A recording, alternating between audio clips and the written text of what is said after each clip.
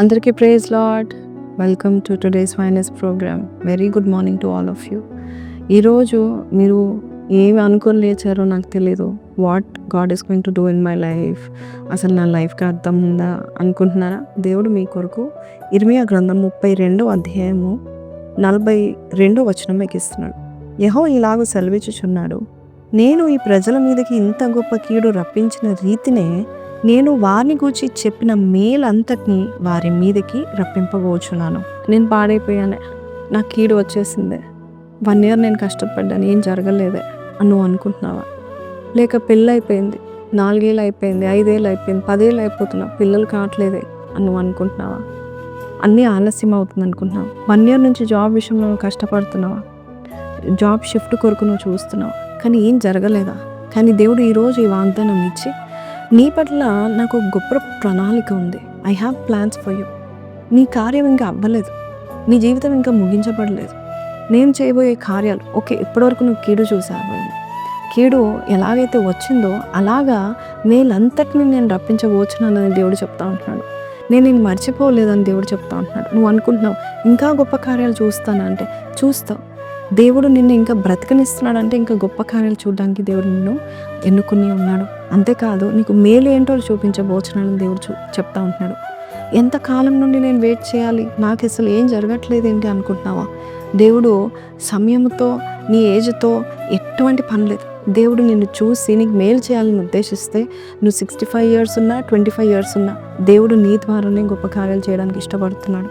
ఆయనకి నీ పట్ల ఒక ఉద్దేశం ఉంది. ఏంటా ఉద్దేశం అంటే మేలుకరమైనది ఉంది, హానికరమైనది కానే కాదు.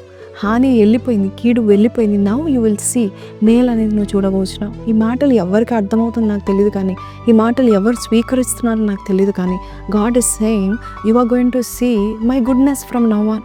నేను మేలంతటిని నేను నీకు రప్పించబోచున్నానని దేవుడు చెప్తా ఉంటున్నాడు. కాబట్టి నీ పట్ల దేవుడు ఏదైతే రాసి పెట్టుకున్నాడో, ఈ మేలు నా బిడ్డ పొందుకోవాలని అనుకున్నాడు, అవి ఖచ్చితంగా రప్పించడానికి దేవుడు సంసిద్ధుడుగా ఉన్నాడు. సో ఈరోజు ఈ మాటలు వింటున్న నీకు మేలు ఉంచబడి ఉంది, నీకు కార్యాలు ఉంచబడి ఉన్నాయి. లెక్కలేని గొప్ప కార్యాలు నీ కొరకు దేవుడు చేయనై ఉన్నాడు. నీ కోసం ఏదైతే చేసి ఉన్నాడో, ఏదైతే ఉద్దేశపూర్వకంగా నీ కొరకు ఏదైతే పెట్టుకొని ఉన్నాడో అవన్నీ నిన్ను దేవుడు నీకు చూపించబోచున్నాడు, అవన్నీ నీకు చూపిస్తున్నాడు.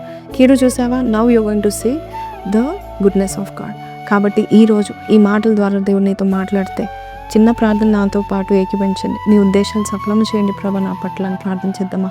పరిశుద్ధుడా, మహోన్నతుడగు తండ్రి, స్తుతులకు పాత్రుడా, స్తోత్రారుడా, ఈరోజు మహోన్నతుడు అయిన దేవుడుగా నువ్వు ఉండి, అయ్యా కీడు ఎలాగైతే రప్పింపబడిందో అలాగ నేను మేలుని రప్పించబోచున్నాను. కీడు వారు చూశారు ఇన్ని దినాలు, ఇప్పుడు నుండి వారు మేలు చూస్తారని నువ్వు చెప్పిన ఈ వాగ్దానమును ఎవరైతే నమ్ముచున్నారో, నా వల్ల ఇంకేం జరుగుతుంది, నేను నా యొక్క సాయశక్తులు ప్రయాసం పడే కానీ ఏమి చూడట్లేదు అనుకుంటున్నారో, వారు ఇప్పుడు నుంచి మేలు చూడబోచున్నారని చెప్పిన ఈ వాగ్దానం బట్టి నీకే వందనాలు, స్తుతులు, స్తోత్రాలు చెల్లిస్తున్నాం.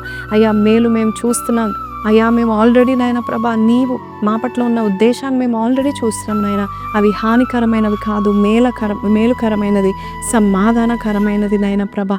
అయ్యా ఒక మంచి బ్రైట్ ఫ్యూచర్ ప్రతి ఒక్కరికి ఉందని నమ్ముచున్నాము. ముఖ్యంగా ఎవరైతే ఇప్పటివరకు కీడు చూశారో మేలును నువ్వు అనుమతించినందుకు నీకే వందనాలు తెలియపరుస్తూ యేసు పరిశుద్ధ నామములో అడిగి వేడుకొంచున్నాం తండ్రి, ఆమెన్. ఈరోజు ఈ వాగ్దానం ద్వారా దేవుడు మీతో మాట్లాడితే విశ్వాసంతో కింద కమెంట్లో రాయండి. Till now I have seen bad days, but from today I will see good days అని పెట్టండి. May God bless you. Have a blessed day. Praise lord.